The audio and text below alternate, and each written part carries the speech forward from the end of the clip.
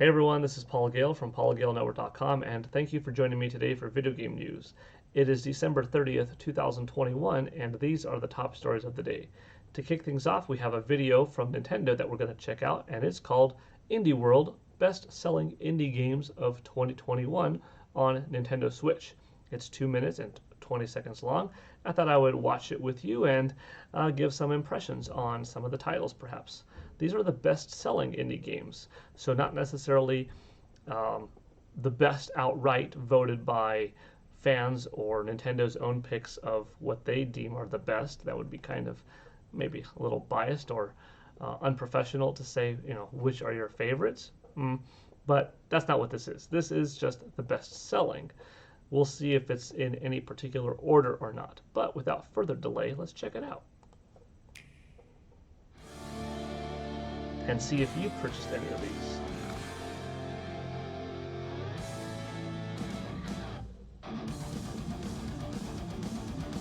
This music's good.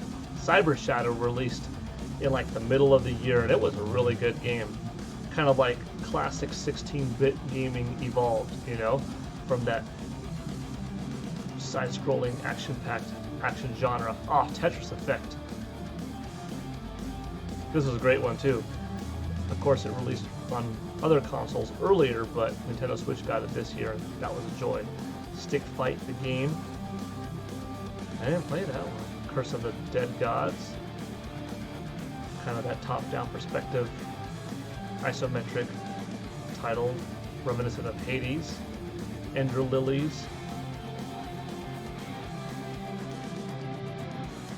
There will be some titles here that I'm unfamiliar with, and others that, okay, I recognize, but just didn't play, don't know. Like Spelunky 2, I didn't purchase it myself, but I do remember it.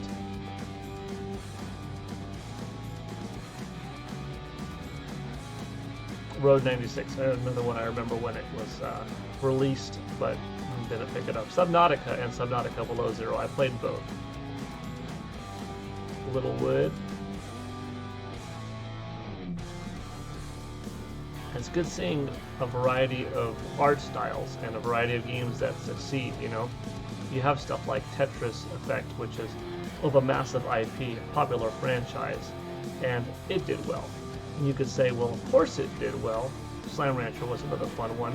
Of course Tetris did well, Tetris is huge. But you could also say, well, Tetris did already exist on other platforms. Is there still a demand for it? Is there a need? Especially with Tetris 99 on the system.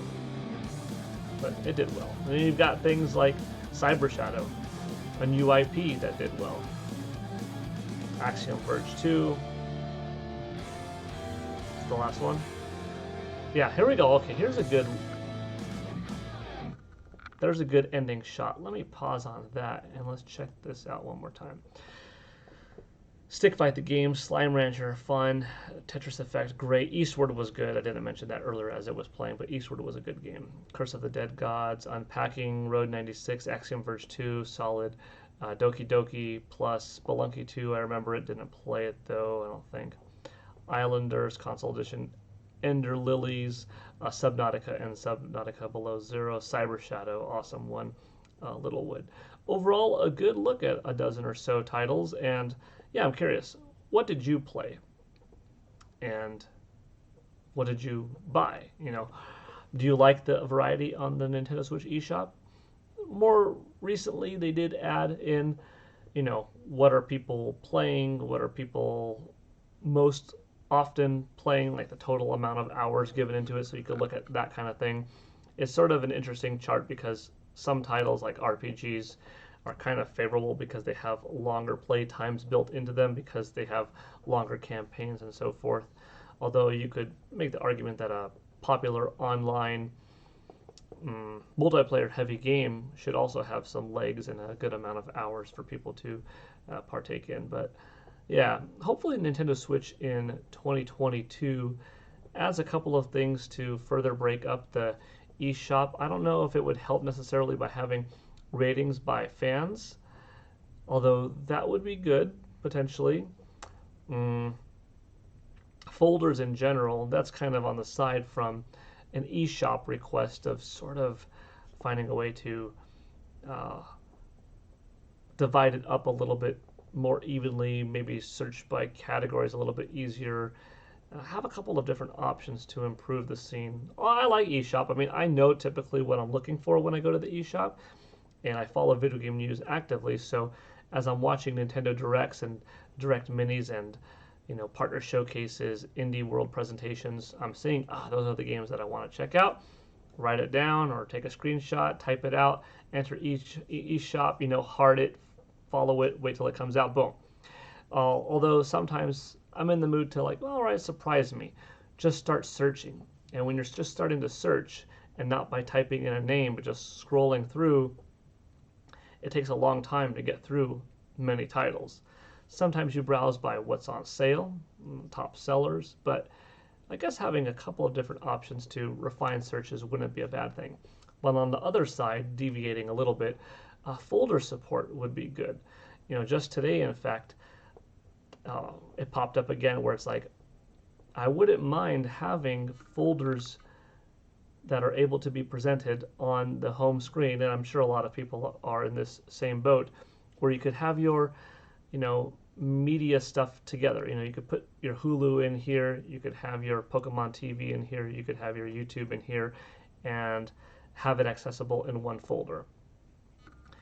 Or pin a folder to the front. You could go and search by most played or by publisher, and you could search through that list. But if you're looking for something that's kind of at the bottom because it hasn't been played a lot, and it hasn't been played recently, you have to scroll down a bit before you can access that digital file. What if you want to have that file available at quicker access on the home screen in part of a, indie page? That would be kind of nice. A lot of people want it. A lot of people want themes. I think folders are more important than themes, but themes would also be nice and liven it up. Nintendo has to be cautious, though, with how much they throw in it because they don't want the user experience to be fluffed up with a lot of bells and whistles, but also slow down what the CPU could handle. They have 4 gigs of RAM. They can't increase it now. They have to allocate a certain amount to be running the CPU, the GPU in the games, things in the background, able to quickly snap back to the home menu. Could those things get affected and slow down if they all of a sudden drop themes and drop folders? Yes, they probably would. Maybe that's why they haven't done it yet. And if they do, maybe it's just taken a while to find out how to process that. Hard to say for sure, but hopefully in time. I think that should we get a revision console like a Nintendo Switch Plus or Pro or New, right? Super, we'll see it in there. More likely than not, though, I would say for sure in Nintendo Switch 2. Some of these requested features will be in it, as I expect that console eventually to be significantly more powerful than the base Nintendo Switch. Okay, next up, this came out recently. This is a chart from Japan, and it is a giant list of 100 games that was done by TV Asahi, where they polled over 50,000 gamers in Japan to select the top best 100 video games of all time. This list right here is being read off of, by me, off of news.denfaminico.gamer.jp. That's DENFAMINICO gamer.jp. I will read it to you. You can see here, spoiler, first place, the best voted game of all time from 50,000 gamers in Japan is The Legend of Zelda Breath of the Wild. And it was followed by second place Dragon Quest V, and third place going to Final Fantasy VII. You can see here, Breath of the Wild, Dragon Quest V, Final Fantasy VII. This is using Google Translate to translate the page from Japanese to English, but I thought I would go through this list and read it to you. Maybe we'll spend a little bit of time on each category of 10 or on select titles. We'll see. But here they are. Here's the top 10. We've got The Legend of Zelda Breath of the Wild, Dragon Quest V, Final Fantasy VII, Animal Crossing New Horizons, Splatoon 2, Dragon Quest III, Super Smash Bros. Ultimate, Chrono Trigger, Final Fantasy X, Super Mario Bros. 3. If you look at that top 10 right there, that's pretty powerful. Dragon Quest V, for as old of a title as it is, and Dragon Quest III, coming from that NES, SNES era of games, to place that high really shows you how much they value Dragon Quest, and in particular Dragon Quest V and III in Japan. Pretty impressive. Seeing Final Fantasy VII, that was a breakthrough RPG that for many was one of the most defining moments in the RPG genre, right? It brought games to a new level of storytelling and FMVs, and everything was pretty significant at the time. It showed a big advantage in moving to CD-based medium. Animal Crossing, the game that took many people through the pandemic and is one of the greatest selling purely physical cartridge and download games of all time in Japan. You look at some of the tops and you have Pokemon, and if you combine blue and red and yellow and green and into one, okay, Pokemon is higher. But if you just look at single SKUs, Animal Crossing is one of the highest of all time. Even when you compare it to, Pokemon lumped in by generation like Gold and Silver, Animal Crossing still holds its own. Dragon Quest III, same like 5. Super Smash Bros. Ultimate, this love letter of gaming by Nintendo for gamers around the world, pulling at every deal to make everybody be a part of it. Very impressive. Chrono Trigger, one of the single best RPGs of all time that has stood the test of time, released on SNES back in the 90s. Final Fantasy X, kind of like 7, propelled things in the RPG genre in a new way with even more elaborate FMVs, but kind of more importantly, voice acting. 7, 8, and 9 didn't have voice acting, but were big in cinematics. 10 brought voice acting and made it that much more interesting and visceral, being a part of that world. And Super Mario Bros. 3, one of the best 2D platformers ever. It's a solid list. You have a Zelda, you've got some Dragon Quest representation, you have a decent amount of Nintendo in there. I didn't mention Splatoon 2, right in between Animal Crossing and Dragon Quest 3. Splatoon 2, talk about a fairly the youngest on here franchise in Japan, in gaming, anywhere, at least on this list in particular. And for just being a Part 2 game, Splatoon came out on Wii U, and despite not being on a powerful selling juggernaut of a console, left its mark strong enough that Splatoon 2, when paired with a successful system, really catapulted the series to being something that people are in love with. And Nintendo did wise, because they could have just made Splatoon 2, and Splatoon for that matter, its inklings kind of like baseless characters, and just grabbed, okay, Mario costumes and Link costumes and Samus Aran Star Fox things, thrown it into Isle Delfino from Mario, from Hyrule Castle here, and that's it. And basically, what you would have done to the Miis, what you would have done to the Inklings, is just different take on Miis, and there you go. Instead, they really made it their own thing. They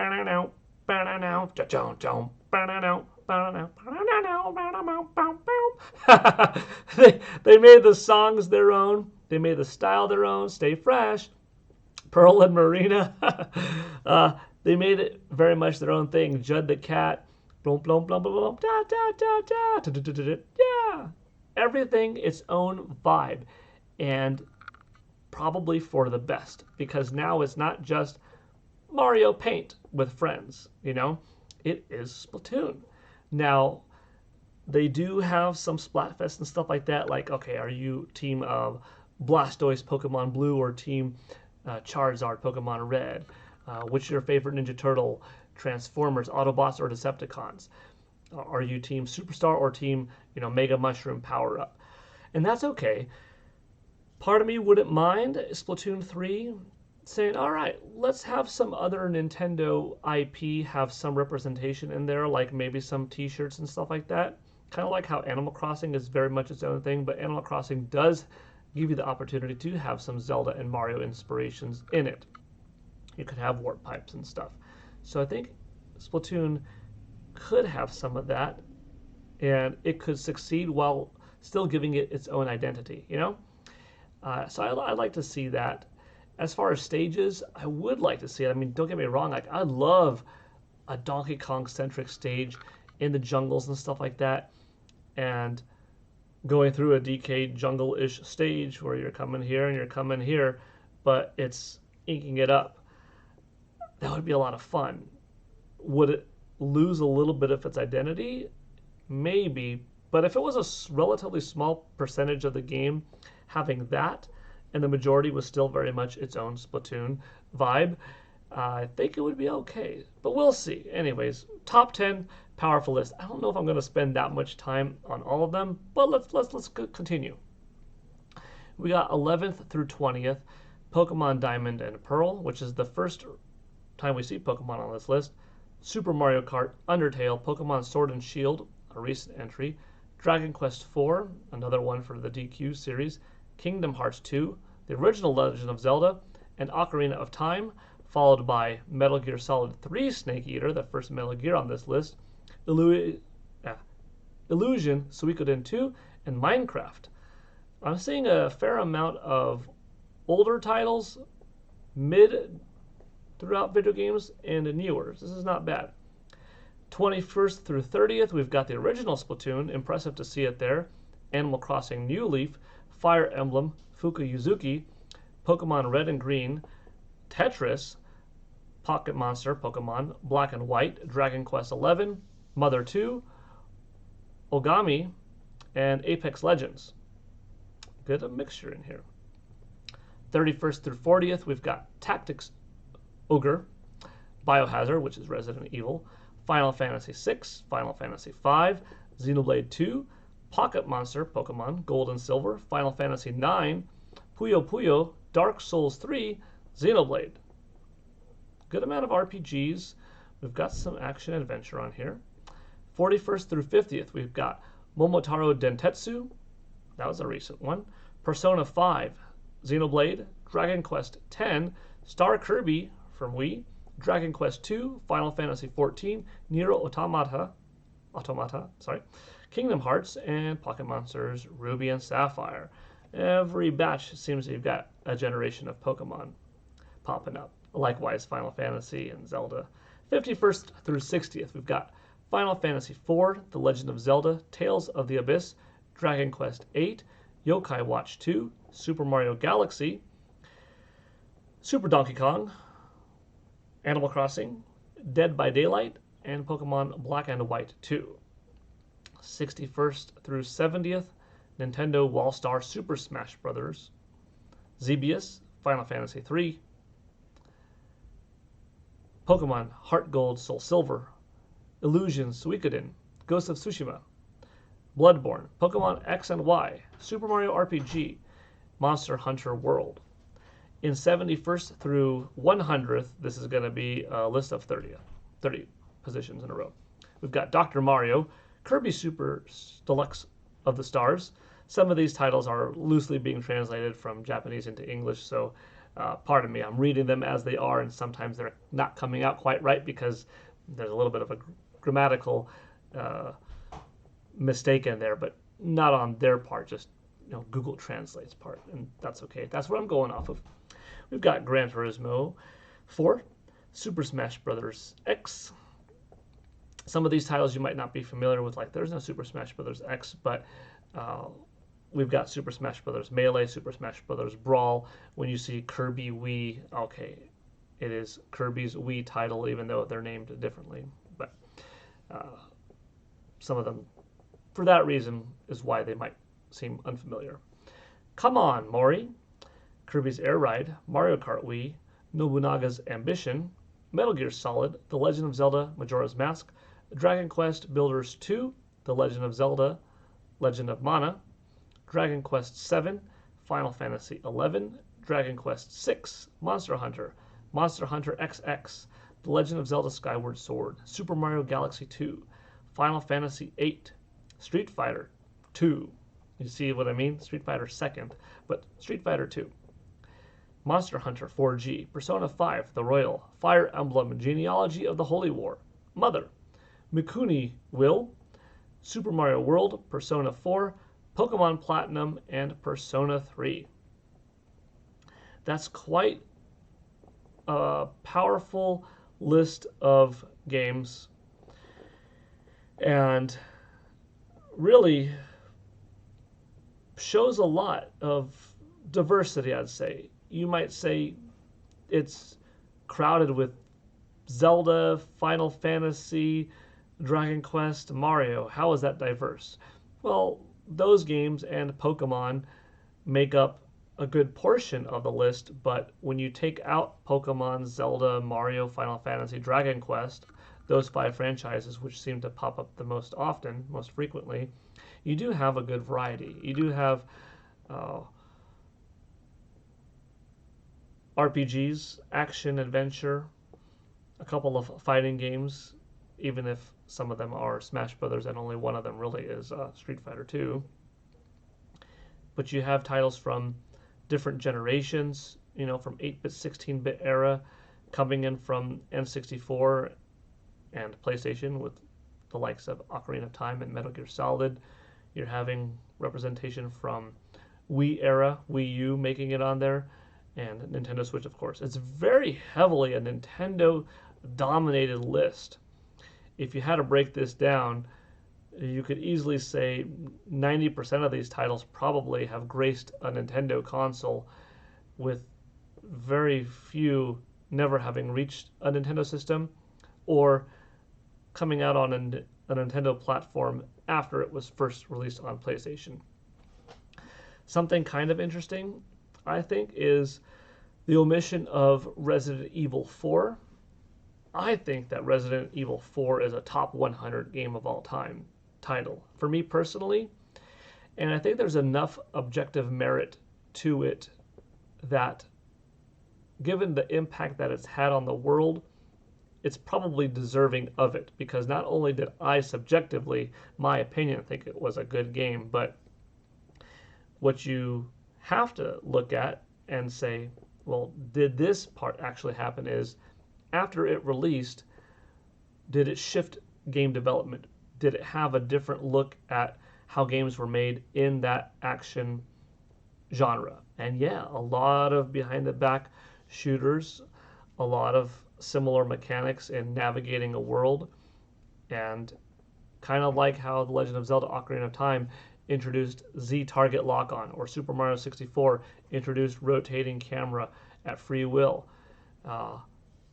Resident Evil 4 was another one that kind of pioneered. Street Fighter 2, another one that pioneered at the advancement of 2D fighting combat, So Resident Evil 4 not being on here is a little bit of an odd omission, in my opinion. There is no Metroid title here. I would have personally found a way how to put Super Metroid on this list. There are games from my own top 100, if I had to really develop a top 100 list, that I would say, like, oh, how could you not put blank on here? Super Mario Odyssey isn't here, but you do have Mario representation. Anything else in particular that's not here that maybe probably should? I mean, you do have Mario Kart. Not like you have every Mario Kart entry, though, nor should necessarily every Mario Kart entry be on here. What do you think? I'm very curious. And this is a tough one, because I have another one that I think most people would probably agree that, yeah, Resident Evil 4, that's kind of weird. Surely it should have been here, right? But my next one, Wii Sports. Wii Sports was such a juggernaut of a success that really defined a generation as motion controls, and incorporated motion controls in a way that was never really done and succeeded by developers prior to it. Was explosive all around the world. Maybe a little less impactful in Japan, because in Japan, Wii's did not come packaged in with Wii Sports, whereas the rest of the world, United States and the majority of European countries, did have Wii Sports, boom, built in, well, a disc packed in, I should say, in the box with your Wii.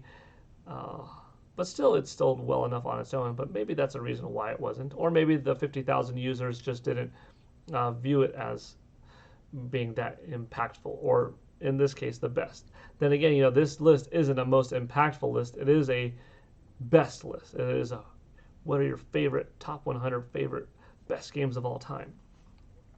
So there you go. Overall, pretty solid though.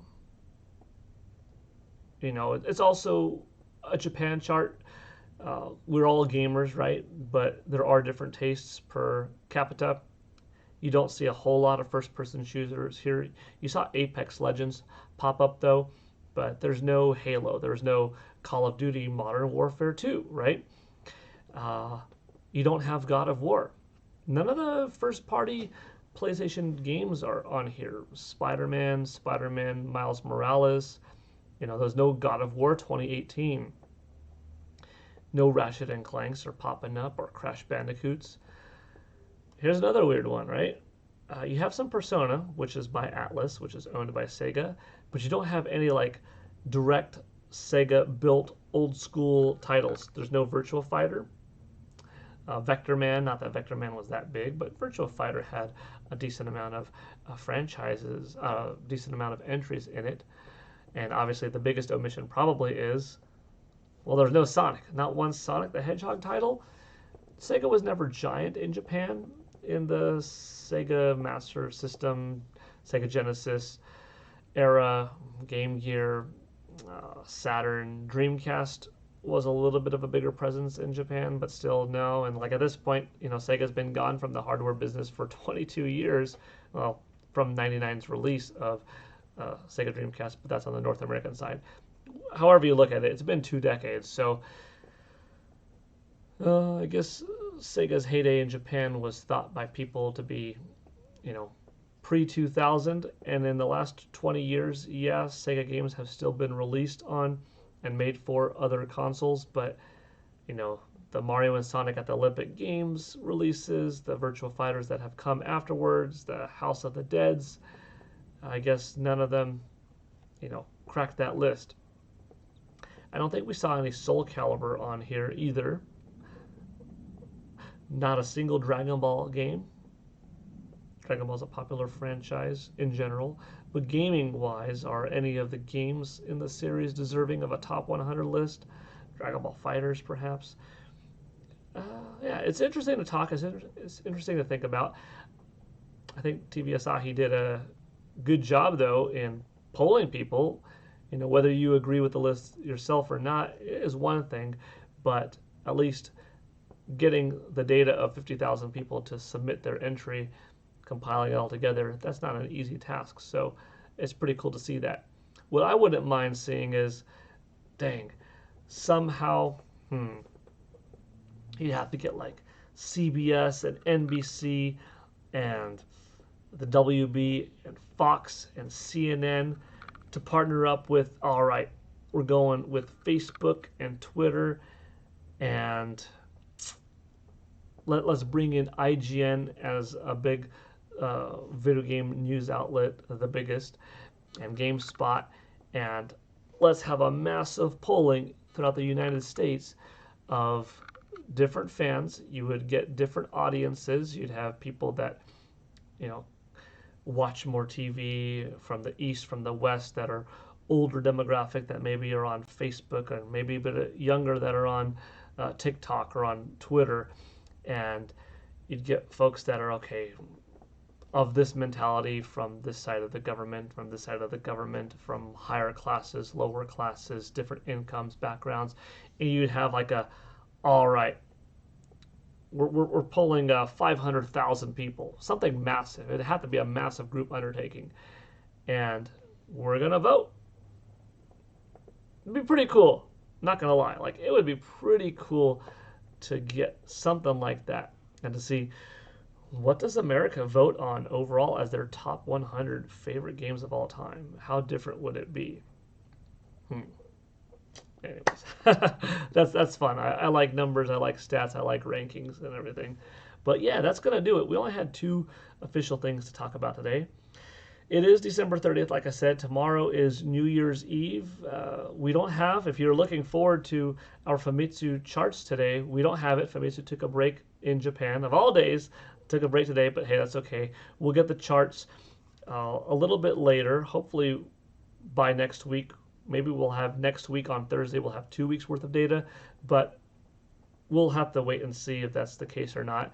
So for now, from Monday, December 20th through Sunday, December 26th, we don't officially know what sold in Japan. If I had to be giving a safe guess to it, I would say Nintendo Switch, close to 200,000.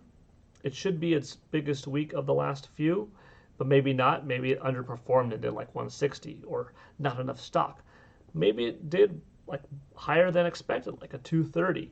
So I think if you're going to say like 190, you're probably pretty close. We did learn that PlayStation 5 was going to have significantly more stock, tenfold in fact, for the next 4-week period through the ending of October 9th, I believe. January 9th. So if that's the case, last week we saw nearly 9,000. That's week 1, and we have 3 more weeks of that continuing. Now tenfold, like I said before, it was unclear if tenfold is of the max, which would be of 9,000, or of the minimum, which would be 1. Well, so far, of the last few weeks, we got tenfold of that 1,000, pretty much, where it was almost 9,000. So a little under tenfold, more like 8.9-fold, but still pretty close, which was the estimate that I was given internally, and that's what delivered. So good to see. If I had to put a safe number on it, I'd say PlayStation 5, 5,000 for that previous week. Nintendo Switch, 190,000. We could go ahead and give Xbox Series 4,000. And then, you're looking at several hundred for PS4 and a couple of hundred for 3DS. Either way on that side. Software, I imagine, was probably crazy. When this list came out, we did see a spike in sales of The Legend of Zelda Breath of the Wild on all of Japan's Amazon charts, where every entry, Breath of the Wild with DLC, Breath of the Wild with a keychain, Breath of the Wild digital codes, all got, an increase of sales because of this chart and like the over popularization once again of this fantastic game that's almost 5 years old. So Famitsu charts, like I said, hopefully before next Thursday we get this past week's. At the very worst case scenario, probably next Thursday we'll get 2 weeks worth. Well, I guess they could leave one out, but hopefully that's not it, right? Anyways, will we have a video game news day tomorrow? Maybe. It's unlikely that anything major is going to happen, but if it does, I'll certainly talk about it. If it doesn't, maybe I'll still hop on regardless, but for all intents and purposes, this is safe to say the last episode of Video Game News with Gale Network for the year 2021. Thank you for joining me this year. Like I said in the previous video, we had good subscriber growth, which is nice to see. Over 2,600, I believe. So the channel is, slowly growing. So if you're here for video game news or for martial arts or a combination of both, I appreciate it. Thank you for joining me. I look forward to reading your comments and engaging. That's one of my favorite things to do is, in addition to talk about this stuff, give my opinions on things, release the facts, is also just talk back and forth, answer questions, speculate. It's all cool. So whether you're answering on the YouTube comment section, on PaulGaleNetwork.com itself, or on Twitter, thank you. Here's to 2022. I think it's going to be a strong year for the video game industry. I think Nintendo Switch will end up being the #1 best-selling console of the year. We heard from Shuntaro Furukawa, Nintendo's president, that the early part of 2022 is going to be a bit stock limited. They did not deliver as many Nintendo Switches, for instance, as they wanted to on Black Friday just a month ago. And the rest of 2022, these last few weeks of December, won't be as great of stock as they had planned, but they have to allocate some to the first quarter of next year. That's not going to be as much. So it really is interesting to see just how many did they end up finally shipping in quarter 4 of this year, and how many are they going to have ready for quarter 1 next year. And then, from April 1st, 2022 through March 31st, 2023, what's the stock situation going to be like? But everyone's affected. I think PlayStation 5 is going to sell well. I think Xbox Series X is going to sell well, and S, but I don't think either of those two systems are going to be able to be manufactured enough by Sony and Microsoft to beat a strong Nintendo Switch. If Nintendo was on its last legs of the Switch lifetime, maybe a poor selling Switch could be beaten by a high selling PlayStation 5 or Xbox Series. But a strong Nintendo Switch that's also able to be cranked out in greater quantities, I think will come out as the number one selling hardware platform of the year. But I think all three will do well. I think all three are going to do well from a software side. I think PlayStation 5 is going to release its new Xbox Game Pass Ultimate-like plan and probably have a different tiers where this one you could have access to movies and original PlayStation content plus new games plus PS4 games plus PS3 2 1 games. Bam, this Ultimate Collection. This tier is a step lower. It doesn't include this, but this one is just your basic and maybe an a la carte. Hard to say though. They might not have that, but we'll see. I think software-wise, PS5 is going to have a strong year. We've got God of War 2 coming out, Ragnarok. We've got Horizon Forbidden West coming out. That's going to be another solid one. We know that The Last of Us is being remade, the original one. We know that Spider-Man 2 is in development, Wolverine's in development. Good stuff to look forward to. I think Xbox is going to continue hammering it out with Game Pass. That seems to be a strategy of theirs that's working. It'll be interesting to see if they have any high-tier AAA quality titles available in 2022. The end of this year strong with Forza 5 and with Halo Infinite. What will be the surprise next year? Will they do a remake of something, pull something out of Rare's backlog? We know that Perfect Dark is in development, but I wouldn't be surprised if it's, like a 2023 or 2024 game, maybe. We'll see. But Game Pass is working for them. They're releasing new games, and they're releasing them on Game Pass, and the new games are still selling well on the side, in addition to being played heavily on Game Pass. Nintendo, they might have the best software year they've ever had. I'd say certainly in the Nintendo Switch 5-year frame, which that'll technically be year 6 from March 3rd of 2022 to March 3rd of 2023. Starting off strong before the 5th birthday itself is Pokemon Legends Arceus, and we've got Advance Wars 1 and 2 reboot. You've got Bayonetta 3 next year, Kirby next year, and the Forgotten Land. You've got The Legend of Zelda Breath of the Wild 2, the biggest thing ever coming to Nintendo Switch, We've got Triangle Strategy, another solid one, and Splatoon 3, and I don't think I said Mario plus Rabbids Sparks of Hope. So big heavy hitters. You've got the rumor of a new Donkey Kong, the rumor of Super Mario Odyssey 2 floating around there, or a new Mario of some sorts. There's the fairly decent potential of Metroid Prime Remake coming out in November of 2022, as it would be the 20th anniversary. Metroid Prime 20th Anniversary Edition Remake.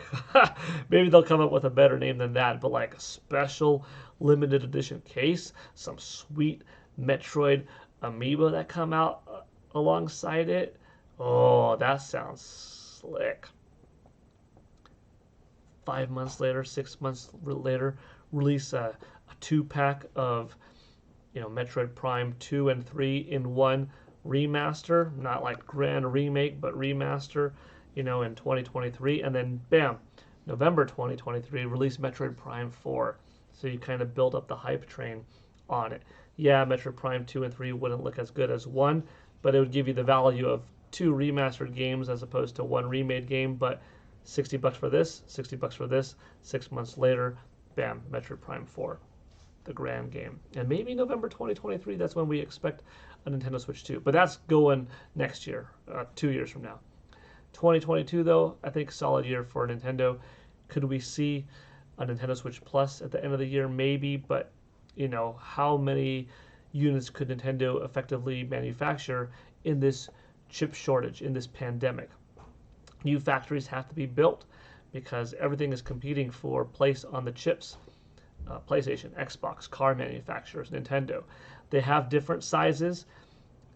Fortunately, Nintendo is at a different nanometer of 16 instead of 7, which is more cutting edge, which PS5 and Xbox Series X are on. So they're all competing for these 7 nanometer chips, amongst other things. But Nintendo Switch is on the 16 level. Not as many products are competing with that. So Nintendo can make more because they're in high demand, they're in short supply, but not as in high demand, not as short of supply.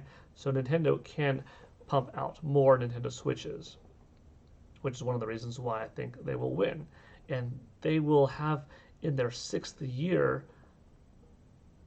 probably their best 6th year of any Nintendo home console ever. In fact, yeah, not probably, they will. They're already at 100 million now. They just haven't announced it yet publicly. And next year, if they move another 20 million from that April 1st to March 31st of 2023, you're looking at like 127 million by, March 31st, 2023. So that's pretty wild.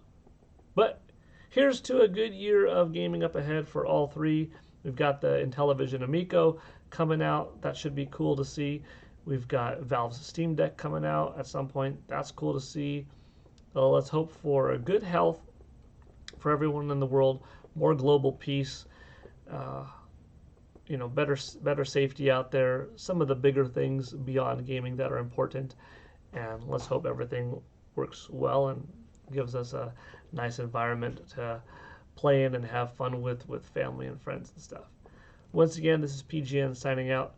That's a little bit longer of an outro, but since this is probably the last video of the year, I thought I'd end on a little bit of a, how did the year go? How do I think next year's going to go? Okay, take it easy, everybody.